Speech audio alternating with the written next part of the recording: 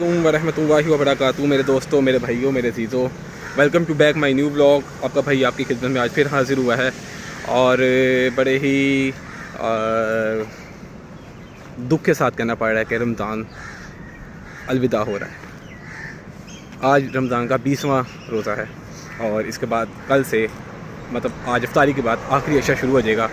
اور آج لوگ اعتکاف میں بیٹھ جائیں گے عصر کی نماز کے بعد، اور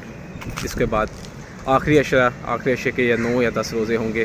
اگر انہوں نے 29 روزے کیے تو ہماری عید پیر کو ہوگی، اگر انہوں نے 30 روزے کیے تو ہماری عید منگل کو ہوگی۔ تو بڑا ہی بہت اللہ کا لاکھ لاکھ شکر ہے، بڑا اچھا رمضان گزرا۔ اللہ تعالیٰ نے توفیق دی روزے رکھنے کی، نمازیں پڑھنے کی۔